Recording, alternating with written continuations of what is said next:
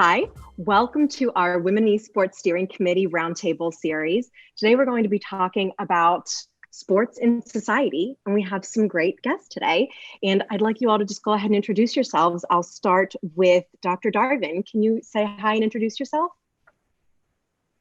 Yes, absolutely. Hi, everyone. So I'm Dr. Lindsey Darvin. I'm an assistant professor with SUNY Cortland, and I do work in gender equity in sport and looking to increase the rates of women and girls in sport and in leadership positions throughout the industry. So thank you for having me, and I'm happy to join. Thank you. Armand Buzzelli, could you please go ahead and give a quick introduction? Yeah, hi everybody. I'm Armand Buzzelli. I'm the director of campus rec at Robert Morris, and I oversee our club sport program, our esports, our intramural sports, and our rec center facility at RMU. Excellent. And we also have with us Ariel Powers today. Ariel, can you give us a quick intro? Of course. Hi, everybody. I'm Ariel Powers. I'm a WNBA player, and I'm a passionate gamer. Won the championship last year. Went into the bubble situation this year. It's been crazy, but I'm just happy to be on this panel, and I'm happy to educate anybody that's listening. Awesome. Thank you. And Jasper, since you're here, can you please go ahead and introduce yourself too? Hello, I'm Jasper. I'm on the Pittsburgh Knights as the events director, and I basically foresee and run all the events for the Knights, and I'm here to help push this forward as much as we can. Thanks, guys. So I'm just going to dive right in with some questions for you guys. I want to teach people about the importance of sports in society and really the effect that it has on the way that we live our lives, especially in the United States. Pro sports are a really big deal. So the first question that I want to throw out is, we really see men in professional sports a lot. That's what we see on TV the most. That's what we see on the sports section in the newspapers the most. What sort of effect do you think that has on people? And whoever wants to take it, just hop on in. I can jump in. So Please, yeah. it's huge, right? It's tremendous. So I believe, so the numbers shift a little bit year to year, but I believe it's roughly 94 to 96% of the coverage right now is for men's sports. That's for college and pro. So that's in written and live coverage. So it's huge. It's socialization, right? So if girls aren't seeing it, they don't think they can be it. So the more we promote men and boys in sport and the less we promote women and girls, they're not going to potentially be as interested, not see it as a career path for them. So it has a tremendous impact. And it's really, at this point, it's just going off of what we think are the preferences, even though we know that there is a huge market for women's sports that they need to tap into. Yeah, I agree. I'll kind of go in off of her. You see now that the percentage of young girls who stop playing who stop playing sports in esports and in traditional is now at a young age. And now you think, why? Why is that? It's because they don't have a lot of females to look into or look up to. And even now when you talk about WNBA, which I'm in, or college sports, it's not a lot of female coaches. So being that it's not a lot of female coaches, like, who do you look up to? When I was younger, the Detroit Shock was here. So I'm looking up to those ladies. Oh my gosh, I want to be like her. I want to play like her. And now it's like, if those numbers stop going up, who do we look to? So I agree with Lindsey. It's kind of in a situation where we do need coverage. We do need someone to look up to. So those girls say, hey, I can be like her, or even better than her when I get older. Yeah, and just to add to that, I think it's not just the lack of coverage, which we all know is there. It's how women are covered in sports, and it's the language that's used to describe women in sports. You hear more talk about women's appearance. You look at magazine covers, they're sexualized. You don't see that with men quite as much. Even like the excitement level when there's a highlight for a women's game, the way that the adjectives that are used. A three-pointer in basketball, in my opinion, is a game-changing play. And a lot of times when a man makes that kind of shot, it's just, wow, look at that three. And it just doesn't seem like the same level of excitement. And that's anecdotal, but there's research out there that talks about just the way women are described in sports versus men, and it's not the same in terms of the excitement level from announcers. I'll jump in and tell you guys a funny story. I was reading an article about the Winter Olympics a few years ago, and I don't remember who I was reading about, but they were doing profiles. They had profiles of all of the Olympic players, and they covered this one woman who obviously has made it to the Olympics, and they talked about how she likes to bake cakes for her teammates. Just like, what? Why are we talking about her liking to bake cakes for her teammates? So I totally hear you about the coverage is different. Even if they are being covered, it's a little bit different. So Ariel, I have a question for you, because you made a really great point that you looked up to people who were playing for the Detroit Shock, you said? Yeah.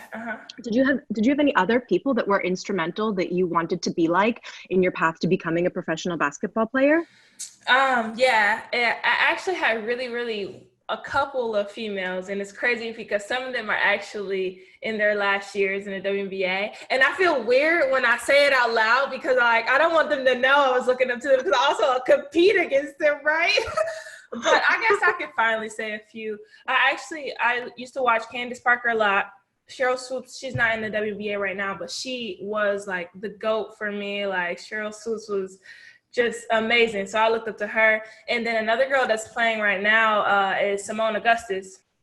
I used to watch a lot of her highlights. And then Maya Moore, she's not I don't know when she's coming back, but hopefully soon. I used to watch her too. So when the first time I was going to play against the Minnesota Lynx, like she came to warm up, and I was like fangirling over there while I was warming up, like, oh shoot, that's Maya Moore for real right now. And like, when it came to me actually playing, she guarded me and I guarded her, and that was just like a moment that I like took in, and I still have pictures on my phone of those moments because I looked up to her. So when you think about my situation, now I'm a professional athlete in the WNBA, and the people I look up to was there, but what about if there was no one to look up to? You know what I mean? How much of that would have deterred me from actually being a WNBA player or even trying to go into that career? So that's why I think it's so important for your girls to see other women do other things in other professions, especially sports. So I'm sorry, I don't know who's knocking at my door like that. Oh, that's okay. Can I just answer real quick? I'm sorry. Hold on. I'm gonna keep this mic on because no one comes to my door. I got you. I'm your witness. Don't worry. Okay, No, you're good. Hey, yeah. He was knocking like the police to kind of scare me. Yeah, that's what I said. I was like, He's knocking so hard. Okay, sorry. It was just a package. He could have just left it, but okay, sorry. No, all good. So I think it's really cool that you had all of these female athletes that you were looking up to. Mm-hmm. You weren't looking up to people who were, you weren't looking up to men who were playing in the NBA necessarily. You saw women playing, and then now look at you, you're playing with them and against them. I think that's huge. I think that kind of says a lot. So here's another question.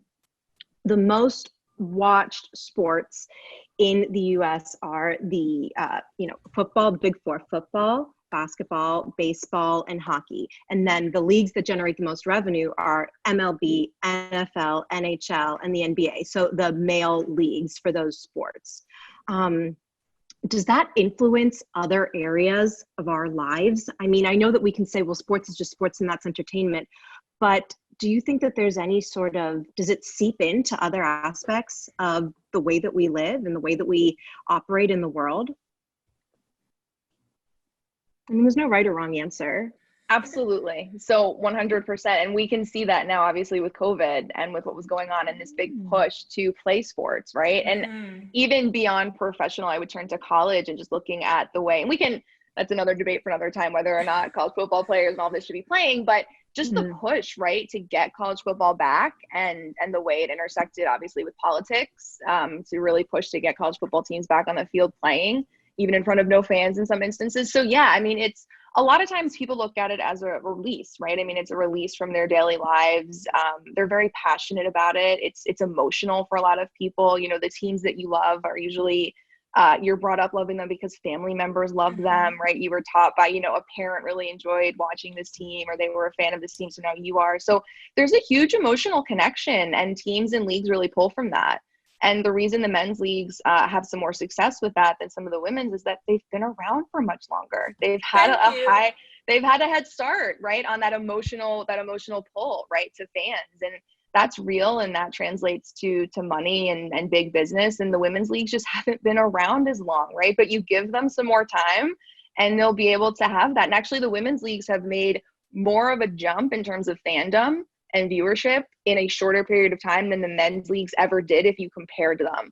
So bringing this even into esport, I mean, it would be probably pretty similar. It's the fact that men have had this huge head start, and we're actually seeing a stronger fan reaction to the women's teams in a shorter period of time than you ever saw for the men's. So it's actually pretty phenomenal. And on the women's side, when you're talking about building that emotional response, I always point to it too as being highly organic. The women have had to do it themselves in a lot of instances. They've had to build up their brand on social media. So they haven't had as much help either. The men's leagues have gotten a lot of support, and they've gotten a lot of money pushed into that and pumped into that to market them and promote them. The women have had to do it organically, and they've been actually very successful if you again compare the amount of time that they've had to do it. So sport is incredibly important, and leagues build off of that, and they make money off of that and those emotional responses that fans have.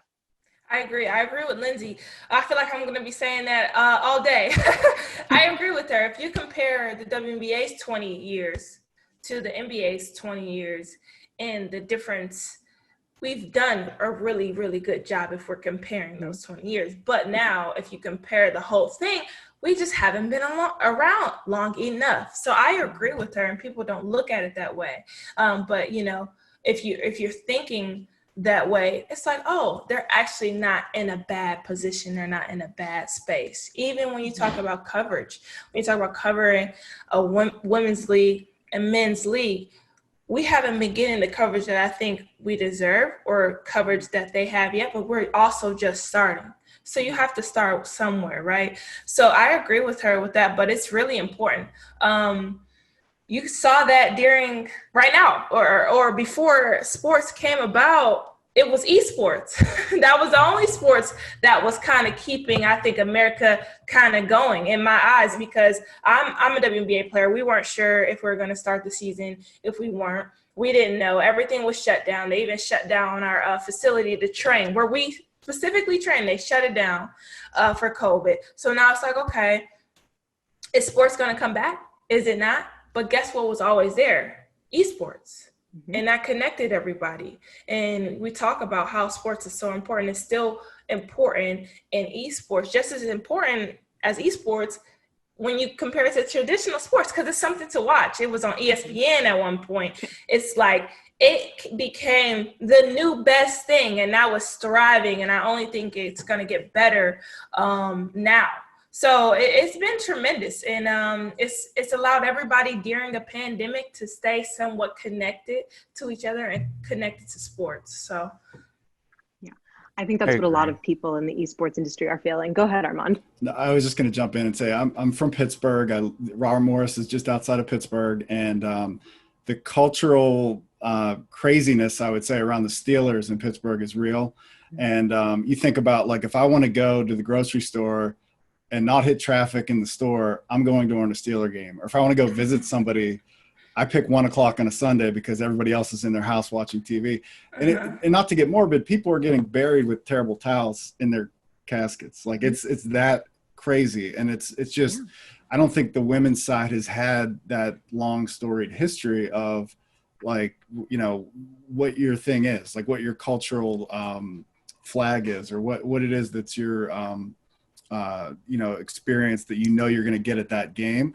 And I think, like, I try to make an effort on a micro level in my own family. I have a son and a daughter. I'm going to bring them both to sports games. I'm going to try to take my daughter to a women's basketball game here at Robert Morris. And those are the types of things that I can do my part to try to help what I think is an issue in society. So I think there's the macro with the media and the bigger, you know, problem. And then there's the families and what they're doing individually. And I think you need those things to happen to really, you know, bridge the gap. And you know what's also crazy? Lindsey hit on it a little bit about the time and how it's going to change, right? I look at young girls now that look up to me, and they're playing basketball. And they're using their social media platform to build their brand. And now, because we live in a world where social media is so important, right? is so right there in your face that if you think about it long term, I look at these girls and they'll have like over 100K people following them, 200K. Now you take those numbers and you think it as viewership, or you think it as fans. And now when these girls combine, start to get into this wave of now they're WNBA players or even college athletes. Now you have those fans invested in now those college sports or that WNBA team where their favorite player has went. So now you take all those numbers and now you see a wave of more fans, more viewerships. And that's the importance and beauty of right now social media. It's crazy. You take those 200K from this girl and 200K from that girl. Oh my God, they're on the same team. Look at how many people are now watching this team play. So it's crazy. It's definitely going to change. That's a really good point, because I think one of the narratives that we're so used to hearing from the media is that they just put out what people want, is what these media gatekeepers constantly say. But there's an issue of, if it's not available, how can people show that they want to, say, watch WNBA games or watch women's hockey or watch women's sports, period, if they don't have the opportunity to watch it? And so it's sort of the cycle where, well, people don't want to watch it. The numbers aren't there, but they're not being given the opportunity to watch it. But now social media numbers can kind of speak for themselves. People can beat the media to the punch. Exactly. And I always go back to, I use a couple anecdotals, especially with my students when we're talking about this, because a lot of them say that. A lot of them are like, but people don't want to see it. That's why they're not playing it. And I say, if you go back and you talk to some individuals before MTV put out Real World, right? If you told someone that they were just going to post cameras in a house and watch people just live their lives, how many people would have raised their hand and been like, I'm going to watch that. Oh yeah, I just want to watch people making dinner and talking to each other and swim. I don't even know, right? I don't even know. The other example I give is the Little League World Series. I mean, most people would say, I have a niece and a nephew now, and I will love going to their games. I just went to watch my niece play soccer the other day. She's 4 and I loved it. But it's not the most enjoyable, right? I mean, not a lot of people are like, yes, let me go to this 11-year-old baseball game, right? And it's really going to be exciting. It's because the media has promoted it like crazy. They've made it exciting, right? They've built the narrative up so much. So I always go to those two, and I always say preferences do not develop in isolation, right? Preferences are things that are built up over time. And people, I think, don't even realize the power of the media in doing that, especially in sport. But it's big. It's definitely big. It's crazy. I was watching this documentary. I think it was a documentary on Netflix. It's like The Social Dilemma. Have you seen it? Have any of you guys seen it? No? Okay. So it's about the ways social media and or big platforms like Google or like a Gmail uses certain things that you click daily to change the algorithm in what you see and what you like. So if you're sitting there clicking Little League baseball, or you're clicking, for example, Esports Sims, because who thought Sims was going to get that big? You're just playing a video game, and I'm playing somebody making dinner. I'm playing life, basically. Right. And during COVID, Sims saw a shoot up because, everybody's not doing anything, but they actually can go outside in Sims, and they can do this in Sims, right? You need a life simulator. Yeah, life simulator, right? Because you couldn't really do anything. But then The Social Dilemma was talking about ads you click on and things you do that just register in your brain of things you like. And now they have this algorithm to kind of shoot to you. So you're always constantly on your phone. And that's also, like you said, Lindsey, a narrative. That is a narrative in its own sense. And when people get to see that regularly, if you see a word all the time and you're like, oh, what does this word mean? I keep seeing this word. If you keep seeing women's sports and you keep seeing highlights, you're going to start to kind of go over to that and see what is this all about. So I kind of agree with you on that, but I think things will definitely change. So here's a question. Tell me what you guys think. I might be totally crazy, but I'm curious to hear your opinions. So we see a lot of male professional athletes and male-dominated professional sports on the air. And then you also see these sort of statistics in other areas of life, like Fortune 500 companies and how a majority of the CEOs are men, or in politics, how a majority of people who are being elected to public office are men, or how a majority of people who run for public office are men. Do you think that there's a correlation or a connection between the leadership roles that we see men play on the field and on the court, seeing them work together as a team, seeing them lead teams, seeing them coach from the sidelines, and then seeing that in other areas of life that could be sort of similar? I think everyone's letting me, because I'm like shaking my head like this. Yeah, right? I was gonna. I'm like, you're like, yeah. This is it. Take it, Lindsey. This is it. So yeah, and I don't want to get like too academic. I could talk about this forever. Just this one area, the leadership component.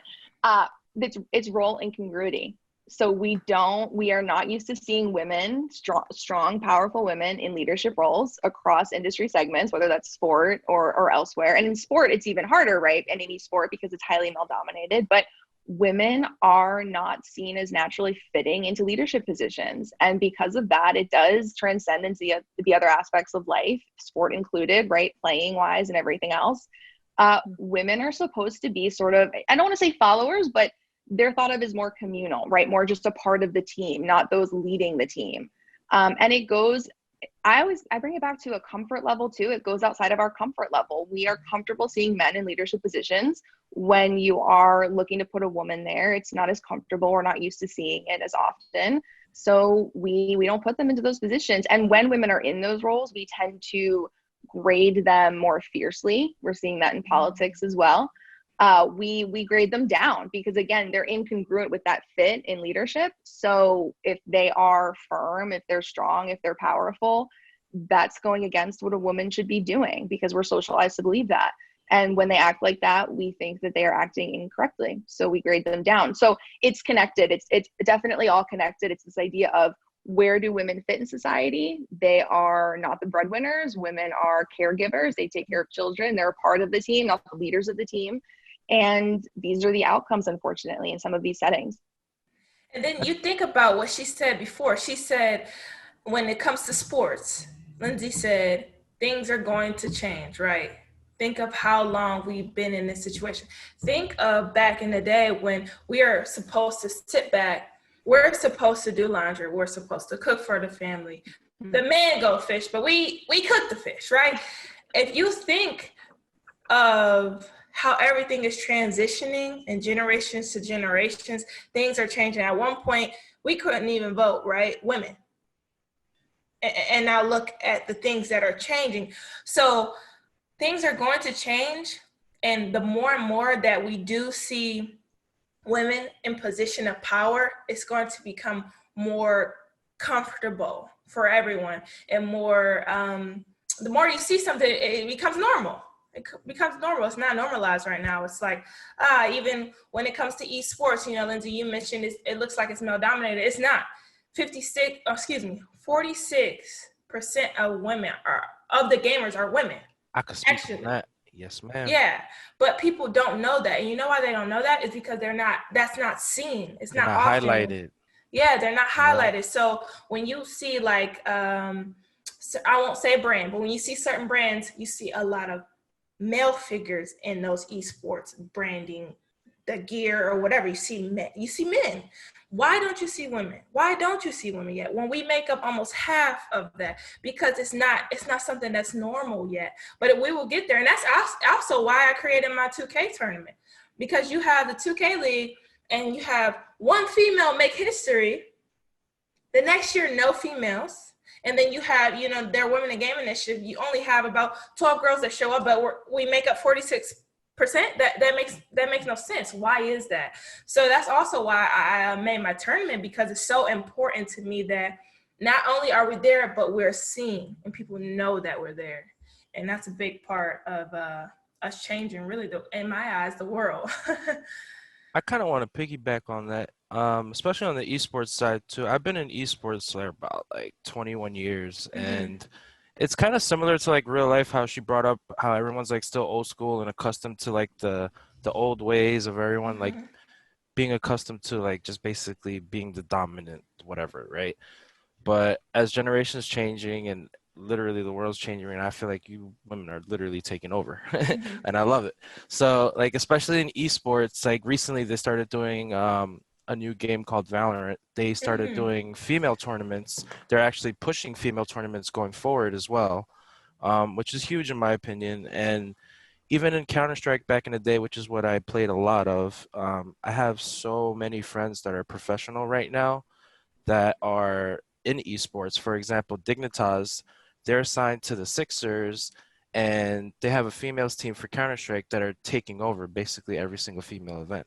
And they're able to compete with the guys and basically put their foot down and let them know that they're on the same term. And even in Valorant, a new team just got signed. They're about to get signed to Cloud9.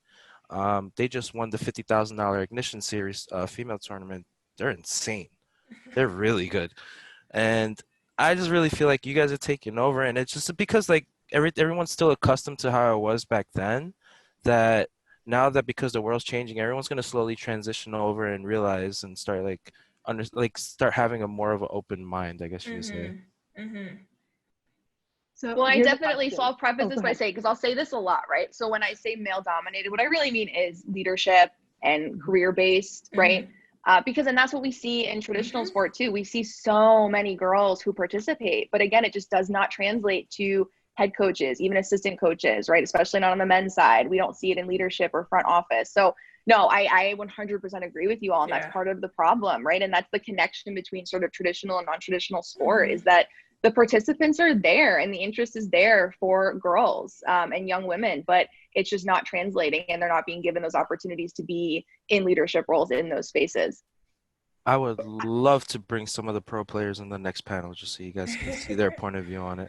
Yeah, They've been talking about it the past absolutely. decade. They've been talking about it the past decade for people, like, because they always tried to like make the same points that we are now about like women in esports especially, and they always had to speak on it. So I'd love to get them on the next panel so you guys can see their point of view. No, that'd be cool. I'm sorry, I just have one more thing to say too. Yeah, Lindsey, you just you mentioned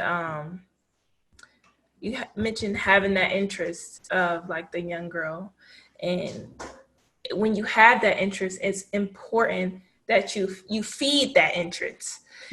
So when you're not feeding it and it goes away at a young age, more than likely that young girl is never going to come back to whatever that interest was. So it's very important to capture it and make it fun and make it known that, hey, you too can do this. It doesn't matter that you're a female. So. And if anyone's looking for good resources, we had a visiting professor give a presentation, Dr. Nicole Lavoie. She's with the University of Minnesota and the Tucker Center. And they do amazing research in this space. And one of the things that just to get ready for this podcast, because I'm feeling inadequate right now. I got to, have my facts in a row. They have the report card for colleges on their coaching hires.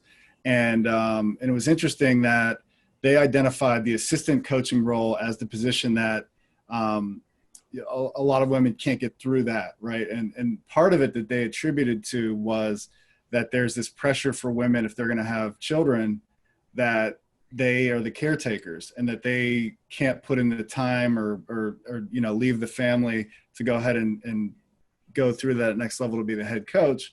And I think the same societal, we're seeing it during COVID, right? Like where if you have a working mother and father, a lot of times the mother is the one that's being pressured to still help with the homework and do more of the parenting while the father's able to do their work in an office with the door shut. That wasn't how my house was. I just gonna tell you that right now. It was a lot of back and forth. But I think that phenomenon exists in business as well. And I think that I don't have research to back that, but I would assume that there's some of that where there's that societal pressure on moms. Women, so this is what I always say. So it could go for, that's 100% correct. Women, it could be, you could sub in anything for this. Women head coaches have families. Men head coaches have wives. That's what I usually say. So it's as though women in these positions of power, they have families they have to take care of, whereas the men in positions of power, they have a wife or a partner or a spouse who can sort of take care of those things for them. So yeah, and actually some research that I've done on women assistant coaches who have left prematurely, so they've decided to leave the occupation. It's also because of non-nuclear family balance too. I mean, that's like a new trend in some of these younger generations. It's the time commitment that they have to put in. But again, a lot of that time commitment is based on what men think they're able to do, right? So traditionally white men, they say, I can commit this much time. So everyone else should be able to commit this much time as well, no matter what. So they've set sort of the working standards for so long that women coming in and not really wanting to, it's a matter of not wanting to, right? And saying we value a work-life balance more than men, and that is in the research, that works against them, unfortunately, if they do not commit the same amount of time in those spaces. And that's across, I don't work in e-sport, obviously, but I would imagine it's similar. The time commitment is there, and it's in traditional sport, obviously. You have to commit a lot of time. So if you have a family, yeah, it's very difficult for women. I have a question. Are there any examples of sports, or either at a professional level or at a collegiate level, or even just at a casual level, that are co-ed that work? Do we have any examples of that out there in the world? That was for me, technically. For me, that was really back in the day, like when I was first starting to play basketball. That was really, really young. When I got a little bit older, you know, AAU was the next thing for me, and that was separate, you know, AAU women's basketball and the AAU men's basketball. And maybe you two can kind of answer this for her, but for me, it was when I was way, way younger. And then when you get older, it separates. And now what I'm seeing is it has been a little bit of camps now where the guys and the girls are going at it for, as far as basketball, what I've seen, but it's not a lot of co-ed sports, at least for what I've been through in my life. I haven't seen a lot. Right. I would echo that. I can't think of any sports that are co-ed, especially at higher levels. I agree with you. So at the younger levels, like when I went to basketball camps, it was usually co-ed because they didn't think there weren't as many girls that are interested. We're not going to have an all girls camp in 7th grade. So swimming at the college level, so swimming and track and field are the only two that you will actually mostly see co-ed practices and things like that. You may also actually even see a head women's coach for a men's program, because swimming, sometimes it's one head coach for both. And then even with track and field, sometimes it's one head coach for both, but they obviously don't compete together. They just will practice together. But in terms of leadership, that is probably the only area where we're seeing some crossover, at least with women leading major men athletes. This is kind of an off sport, but pickleball is a sport where professional pickleball players will play male and female mixed doubles for championships. And it's a sport that's starting to grow. It's very popular among older people, but it's just for those of you who aren't familiar, it's kind of like if tennis and ping pong had a baby, it's that, right? And it's a game that it's interesting to watch a professional mixed doubles match where, you know, the woman is holding her own and she's up against a man on the same court. And so it's not something that you're seeing a lot, but it's starting to get picked up by things like ESPN3 and others. So if you get a chance, check those out. They're pretty cool to watch. Well, and also I guess you could say, and Ariel, you mentioned this as well too, so in college, right, intramurals are like super important, and people love them, and they're serious, and club sports are serious. And so there you will see, and I played some intramural when I was a master's student, and it was serious, and you played men and women on the same team. But you still start to sort of segregate it, right? Like the women guard the women, the men guard the men. And that can get frustrating, right? At different times too, I kind of just moved out of the way because some of these men would be like barreling towards me, and I'm like, I'm not ready to like break a limb right now. I don't have really good health insurance right now. Yeah, so in those settings, I would say, and it worked. I mean, I played co-ed intramural basketball, and it was very serious, and you wanted to win, and you wanted to win the championship. So it was a very competitive setting with individuals much younger than me that I could barely keep up with at that point. But that worked. You know, it can work. So I guess the point there is it was competitive. It wasn't an NCAA or professional sport, but it was competitive, and it worked to be co-ed. Do you guys think, oh, sorry, go ahead, Armand. I'm sorry, I was just going to piggyback off that. We had a really cool moment at Robert Morris. We had a tournament, a soccer tournament. We had a group of international students, we had a big Saudi population. and they played soccer, and they basically just played amongst themselves in the Saudi club, right? And we decided we wanted to try to create a tournament where they would commingle with students from America and just different groups. And a couple of the students from Saudi Arabia came up to me after the tournament, and they said, this was the first time in my life I've ever played on the same field as a female.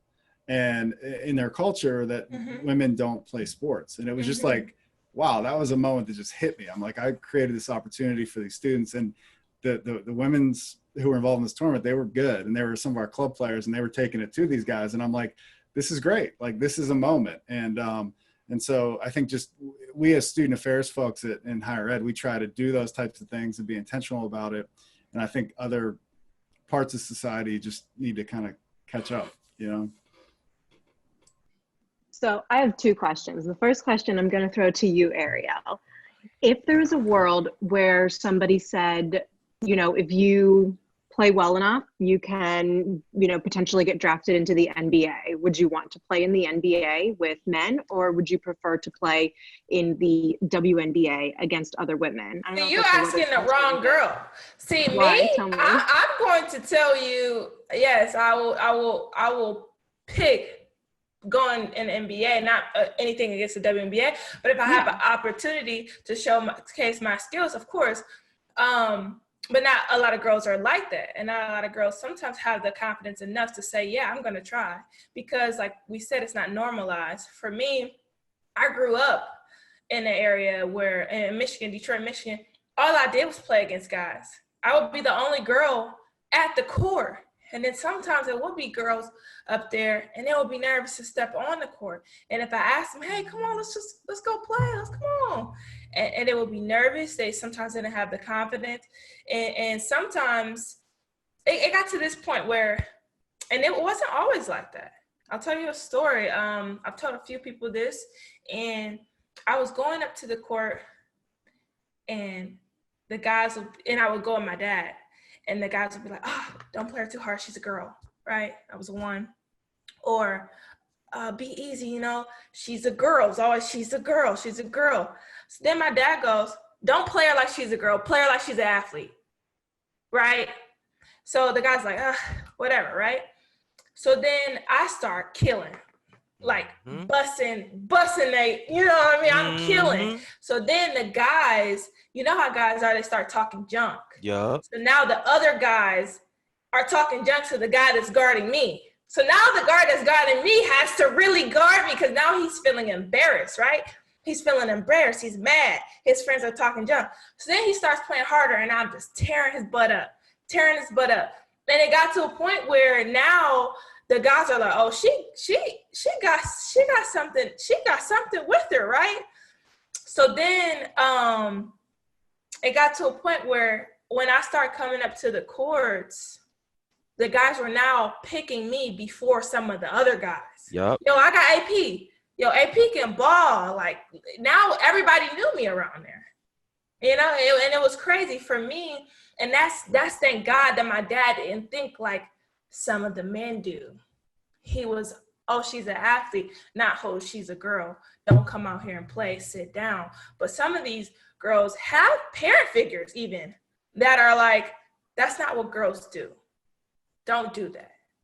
And that's where they look up to someone like, I looked up to Maya Moore or Cheryl Swoops. Now they're looking up to me.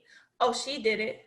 I've had injuries and girls have come to me about injuries. How do you get through it mentally? How do you get through it physically? Because they want to know, because I've been through it. So when you have someone to look up to that know that you know they've been through it, I just have to do what they've done. It's great. But if you don't have that, if that's taken away from you, some people think, oh man, I'm not going to be able to do this. So for me, I'm not the right girl to ask, because I'm definitely saying, hell yeah, I'm going in if I have opportunity, of course. But you know, the park courts, they're vicious. I agree with you, especially you from Detroit. I grew up in New York. I live in Philly now. I know how it is. You know how they all are now. I love that your dad stuck up for you, but at the same time, you would have demanded respect regardless on the courts. They would have given you your respect because. But I had to learn how to too. Of course. As well, Jasper. I'll tell you guys another story along with that story. when I started, killing, it was still like, okay, when you go up to this course, and you can tell me, Jasper, when you go up to any court, New York, Philly, it don't matter, Detroit, you got to say, I got next, right? I got next. It's me. I got next. And whoever says it, you have to say it loud. It's a whole bunch of people. Oh, yeah. Right? So my dad goes one day, hey, we're not going to play until you say you got next and we get on the court. He will always do it for me. And then I'm like, at this point, I'm kind of nervous. Like, I got to speak up in front of all these guys. I got a small baby voice. I still got a baby voice. Yep. So imagine, right? And I said, I got next. The next game came. I didn't get to play because no one heard me. My dad looked at me. He was like, my dad looked at me. He was like, we're not playing until you get us on the court or we can go home. Like I said, they're vicious. Yeah. So then it got to the point where all right, I got next. And the next guy stepped on, and I'm like, no, I got next. And I told everybody, no, I got next. I said it. But that courage, I didn't have at first. I had to build that. And when it was like, oh, okay, AP got next. Now again, it got to the point where I'm going up to the court, and I don't even need my dad anymore because I have enough confidence to be like, yo, no, I was next. I'm good. My team's on. This is my team. But you have to build that confidence. And a lot of guys still have to, but it's a little easier for them. It's a little easier for them. For us, like you said, Jasper, the egos, they'll be like, oh, yeah, their pride, this their boys, the same people they see every day. But now you screaming, who got next? See the difference?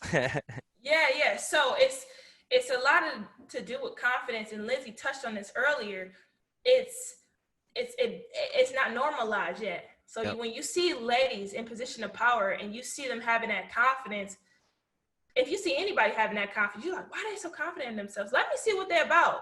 They're confident for a reason. Yeah. You know what I mean? So, yeah. And we spoke about this during the last one too. We talked a lot about we have to give girls the agency, right? We have to teach girls to take risks. We do not teach girls to do that. I mean, Ariel, that's exactly what you're describing, right? Women also, and at a micro level, a barrier that women face and girls face are self-limiting behaviors. That's documented well in the research. And women tend to, and girls tend to sort of limit themselves, but it's not always, we're not going to blame the victim here, right? It's the way girls are brought up. And we teach girls that they have to be perfect. So Ariel, you going out there, right? You knew that you basically had to play a great game to be able to be respected in that and take that risk. So that's important to learn that at such an early age and early stage in your life. And a lot of girls just don't have access to that. And it happens in esport too, right? Yeah. And that's at all levels. That's parents, that's those who surround young girls, that's teachers, right? We have to teach girls, you don't have to be perfect. The boys are not taught to be perfect. They're taught to take risks. And a lot of times those risks pay off, right? In big ways. Yeah. And to break through those barriers, like you have to take that risk first. Yeah. A lot of parents shelter their daughters too. And like try to like protect them from everything, but the ones that are like basically brought up like Ariel was in Detroit, and like it's just different places, like has like different environments, and it develops confidence in certain people too. So here's a quick question that I have. I think that based off of what you said, Ariel, in that story, that those boys who you were playing against thought like, who is this girl? Like, why is she playing? But then the more that you showed them how good you were, the more they treated you with respect. The more they realized, oh, wow, like you said, this girl can really play. I think those same guys tweet me now, like, yo, I remember when you was back on the court and now look, you a champion, So in my mind, it's like, did I help change their perspective on how they might treat their daughter? Yep. And that's what I'm seeing a lot in esports. I think one of the narratives that we see a lot from the boys and young men who play esports is, well, girls can't play. I don't want to play with girls. I don't want to play in a game with a girl because she's not going to be as good. And I'm wondering how important it is for them to have the opportunity to play with a girl and realize that she's so good, that they can be as good as a boy. There's really no reason why they can't, especially in esports where you don't have to be big and strong and tough. You don't have to have like the physical prowess and strength to push somebody or guard somebody. And I feel that in esports, there's no I've been calling sort of pre-professional institutions that really give you the opportunity to play versus somebody, a member of the opposite sex. Like you guys talked about going to basketball camps, or when you were really young, you got to play against boys, even if you were a girl on the team. But in esports, when you're a young esports player or just a young gamer, there's nobody who's putting you in a group with people. There's nobody saying come to esports camp necessarily and just putting you on a team with a girl where you have to get used to playing with them. What are your thoughts on that? Is there anything that we could be doing better in the world of esports to help acclimate these male players to playing with women, and then getting the chance to open them up to the idea that these women can play as well as them? I think, it's funny you say that, because I still get, I play video games all the time, and a lot of people don't know, if I'm a girl or a boy, because, right, it's this narrative that a lot of guys play, but then they hear me and they're kind of like, are you a young boy going through puberty, or are you a girl? That's always the thing. Like, are you? So it's funny that you say that, because some guys, I'll beat somebody on 2K, and he'll say something like, and I'm like, actually, my voice sounds like this because I am a girl. And then he gets mad that I beat him because I am a girl. It's the craziest thing. So it's definitely something we could do as far as like changing the way people think, men and women, both, to where it's like, we all can do this. We all can play it. And you hit on it. It's not about speed or being bigger. It's about me getting those sticks, and am I skilled enough to beat you, no matter what I look like on this end. Maybe it's some camps we can do where it involves, and that's starting it at a young age. So now the guys are already changing their thought process at this young age, and so are the women or the girls. And now when you see them grow up, now we're living in a world where it's okay, And you guys can touch on that, but I think camps starting at a young age could be one of the answers for sure. I would add that I think there's a market opportunity for a recruiting database for colleges to find women players, because as somebody who does recruiting on behalf of a university, we use different channels such as NCSA, GYO, some of these other databases, and they are dominated by male high school players. I mean, the percentage of females is very low. So it's kind of like finding that needle in a haystack, somebody who meets your academic requirements, somebody who meets the needs of your team, somebody who wants to come to your university, all these different things.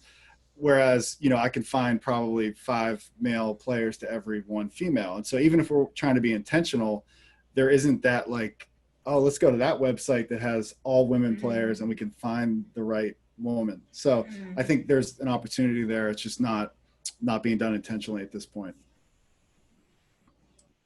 And this isn't all segments of society. We have to place more of the burden on men and on boys to educate men and boys. And I think part of the problem right now is we place a lot of that burden on girls and women to do this education, right? So that's number one, right? It takes boys and men sort of speaking up too as well, and saying why are you saying that, or calling boys out for that, right? Policing those spaces a little bit more. And how do we build up that culture, right? We build that up with, parenting, with education, with teachers doing the right things in their settings to really build that up and promote this idea of sort of men and boys also policing other men and boys rather than relying on girls to do it. But I think, you make a good point. The recruiting piece is huge. I think the camps and clinics would help. What I'm finding when I speak to some women about sort of their entrance into esports is that they also weren't, I don't want to say they were discouraged from doing it, but I do think that there is some parental influence in there as well. Just like we saw with like pre-Title IX in traditional sport, where like girls weren't supported, right? So parents and guardians didn't go out and buy them a console or buy them the equipment to play traditional sports. And sometimes they were highly discouraged from doing it because it was a boys' space, or yeah, that's what boys and men do, not girls, right? That's not ladylike. So it's also about sort of changing that dynamic in that culture. And to hear some of those stories where it was almost heartbreaking for me, because I was like, this is for you. I mean, at the time it would have been like the early 2000s, and we're still having those, issues with parents not being supportive of your interests and everything like that. So, so the women that I've spoken to in this space have also talked a lot about how do we educate parents? How do we teach parents that there is a career in this, that this is a field that is growing, that girls can be successful in this space? But then on the flip side of that, I've also heard from parents who say, I don't know that I feel safe putting my young girl into this environment, right? If it's not policed correctly. So they've also said that on the flip side too, and like, what are organizations going to do to make sure it's a safe environment for girls to grow up in and to be in? So there are many variables, unfortunately, but I think that a few of those, you know, again, shifting the culture in general, putting you know, men and boys sort of in control of policing the space a little bit more and policing each other a little bit more, and then educating folks on the opportunities, right, of esports and what esport can offer young girls.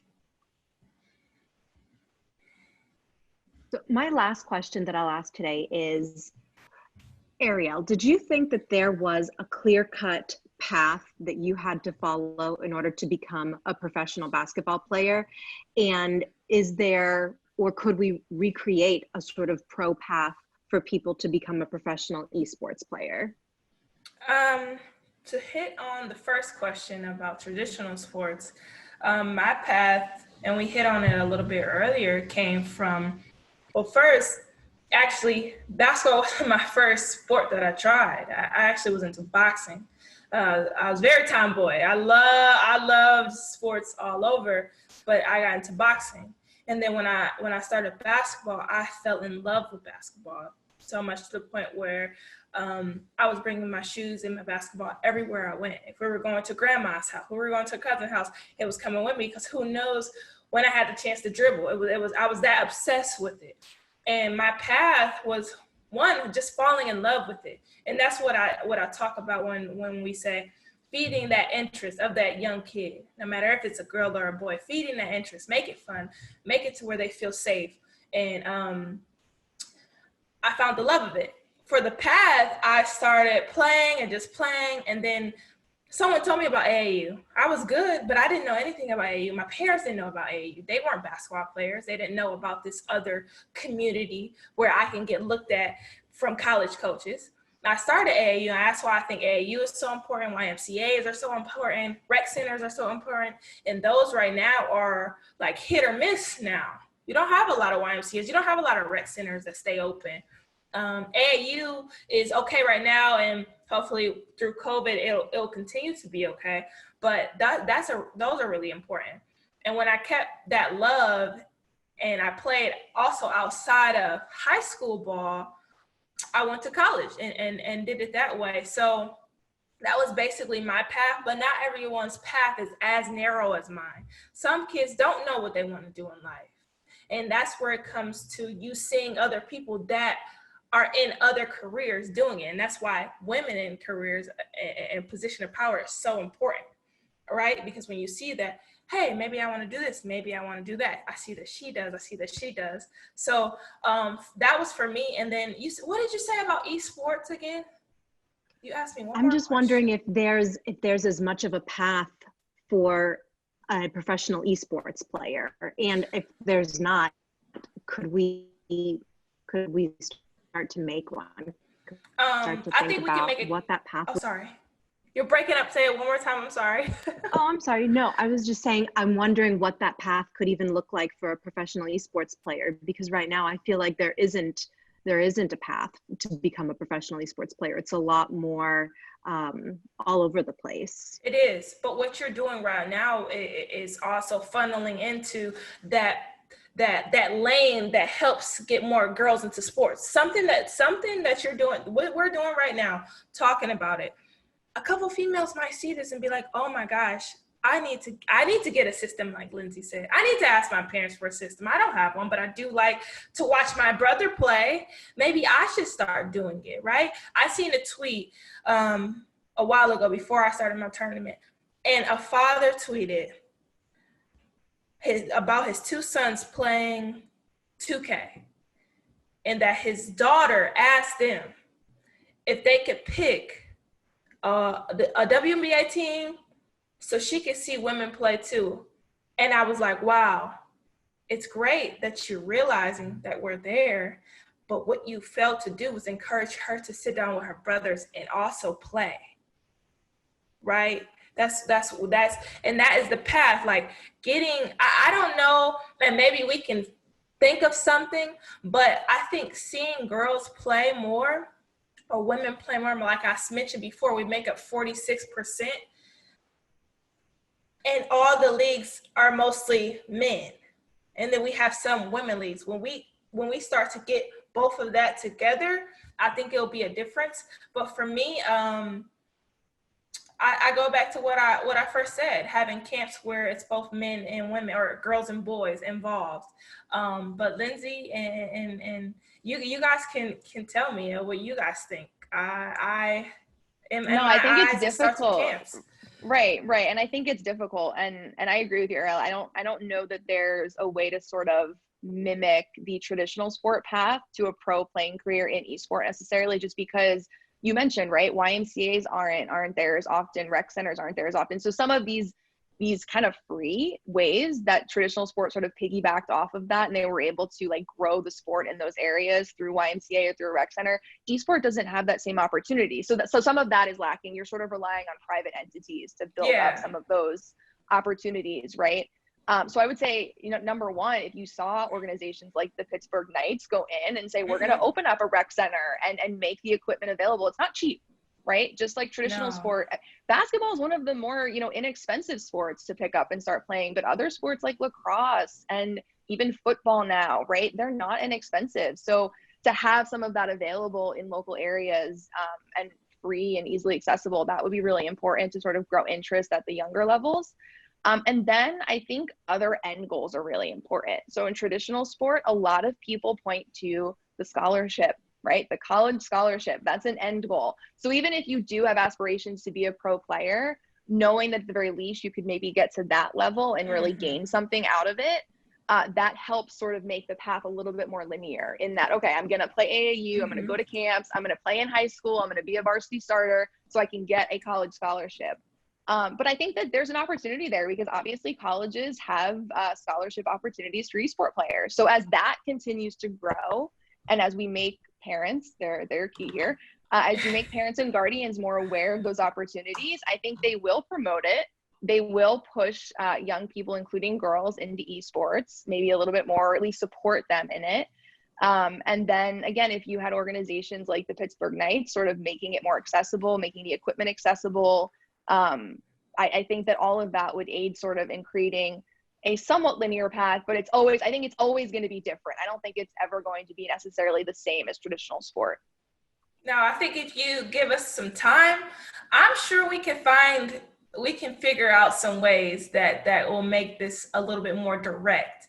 The question kind of blindsided me. I'm like, man, this is a good question because this is something we need to work on. And that's in partial why I started my 2K tournament, because you need a platform to go through, and actually, I got sponsors. I HyperX sponsored my tournament and Starburst sponsored my tournament. Now, the tournament itself takes a lot of money to put on, but they believed in me. They believed in this all-females tournament, and they helped make my dream come true. But not everyone is going to sit there and do it for free.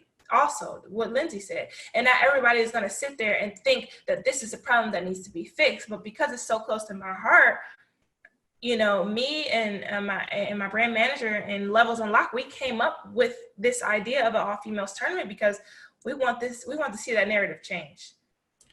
Yeah, and some of it too, if I could just jump in really quick, because I want to go back to my linear idea really fast, because I think the other issue is, and I'm just thinking this through right now, we don't have enough people of the parents right now, generation, who have played, right? So there's not enough knowledge. So Ariel, going off of what you were saying, so in traditional sport, the path is more linear simply because other people did it. I mean, my dad played high school sports. He was sort of recruited to play, right?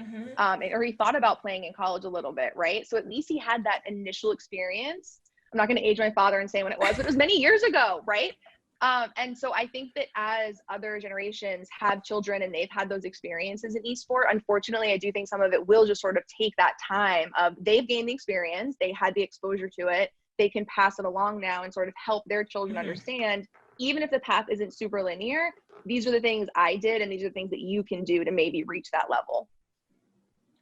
Yeah, I think the whole culture of like streaming and how there's some ways to make money as a younger person before college, actually sometimes could be the detriment of people's linear path, because they start seeing themselves make a few bucks here and there, and then they say, oh, I'm going to forget about college, I'm going to try to make money streaming, and then there's no backup plan. Kind of like to what Lindsey said.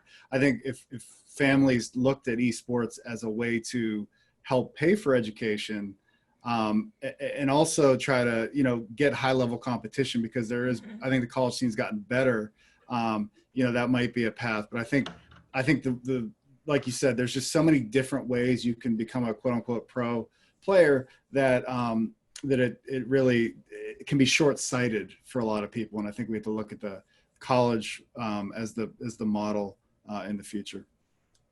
Do we even have a really concrete definition of what a pro player is in esports spaces? I'm asking it because I've heard a variety of different things. And I know when we've been on here, I've had some women even say, I guess I'm a pro player. I don't know. I'm highly, you know, and even them defining it. So do we have sort of a concrete definition of what constitutes a pro esports player right now? I think Jasper is going to hit on this. Yeah. I feel like the second you're signed and you're salaried to play under a team, or you're able to compete in the biggest tournaments with all the top teams, would consider someone a pro pretty much.